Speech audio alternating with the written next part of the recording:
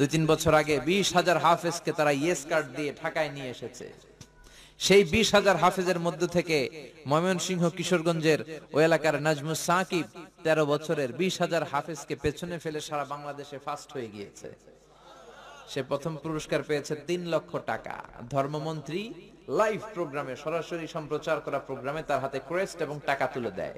তারপরে এই ছেলে চলে যায় ইন্ডিয়ার ব্যাঙ্গালোরে। ওখানে দক্ষিণ এশিয়ার সব হাফেজদের মধ্যে প্রতিযোগিতা।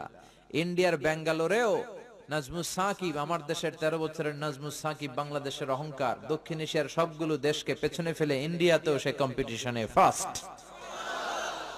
এরপর সে চলে গিয়েছে KSA, the kingdom of Saudi Arabia.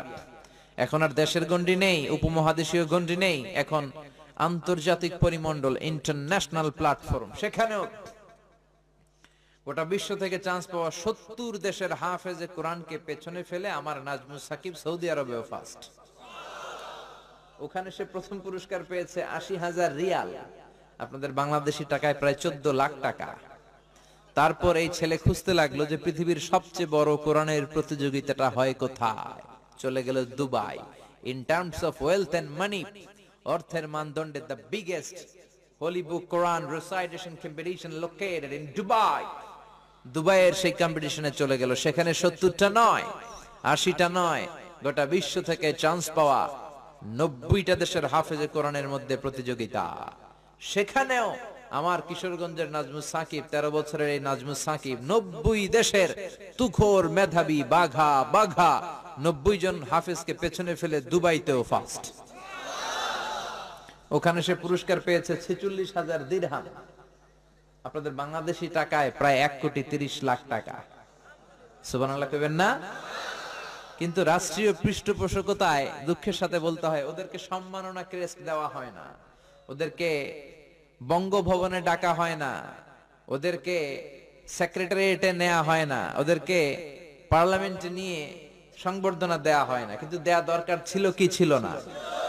আমার দেশের ক্রিকেটার দামাল ছেলেরা যখন ইন্ডিয়ারে ক্রিকেটে হারাইয়া বাংলা ওয়াশ করে দেয় তখন আমাদের ভালো লাগে, ঠিক কিনা? তো ক্রিকেটে জিতে গেলে আমাদের 17 কোটি মানুষের প্রধানমন্ত্রী, মাননীয় প্রধানমন্ত্রী তাদেরকে ধন্যবাদ দেওয়ার জন্য, পুরস্কার দেওয়ার জন্য এয়ারপোর্টে চলে যায়, রেড কার্পেট রিসেপশন দেয়, লাল গালিচার সংবর্ধনা, আর বাড়ি গাড়ি টাকা পয়সা তো আছেই, ঠিক কিনা? কেন দেয়? কারণ তারা বাংলাদেশের সম্মানকে উজ্জ্বল করেছে বিশ্ব দরবারে। তো মাশরাফি বিন মুর্তজা, সাকিব আল হাসান, ওরা বিশ্ব দরবারে বাংলাদেশকে উঠাইলো। আমার কিশোরগঞ্জের নাজমুস সাকিব কি বাংলাদেশকে বিশ্ব দরবারে উঠায় নাই? প্রিয় মাননীয় প্রধানমন্ত্রী, আপনি ক্রিকেটারদেরকে সংবর্ধনা দেওয়ার জন্য লাল গালিচার সংবর্ধনা দিলেন, রেড কার্পেট রিসেপশন। নাজমুস সাকিবকে লাল গালিচার সংবর্ধনা না দেন, একটা লাল গোলাপও তো হাতে দিতে পারতেন। এয়ারপোর্টে যে বলতে পারতেন, শাবাশ নাজমুস সাকিব, তোর মতো হাফেজে কোরআন আমার ঘরে ঘরে চাই। চিল্লায় কোন ঠিক কিনা? যে দেশে হাফেজে কোরআনকে সম্মান দেয়া হয় না সে দেশে হাফেজে কোরআন জন্মায় না। যে দেশে আলেমদের সম্মান নাই ওই দেশ একদিন আলেম শূন্য হয়ে যাবে। চিল্লায় বলেন ঠিক কিনা? এজন্য গোটা বিশ্বব্যাপী কোরআনের এই গণজোয়ার তৈরি করে দিয়েছে কে? আপনি কোরআনের আওয়াজকে বন্ধ করতে পারবেন? বন্ধ করতে পারবেন? এক জায়গায় মাহফিল বন্ধ করবেন, আরো 10 জায়গায় মাহফিল আছে না নাই? এক মুফাসসির কারাগারে তো লক্ষ মুফাসসির ঘরে ঘরে। চিল্লায় এখন ঠিক কিনা?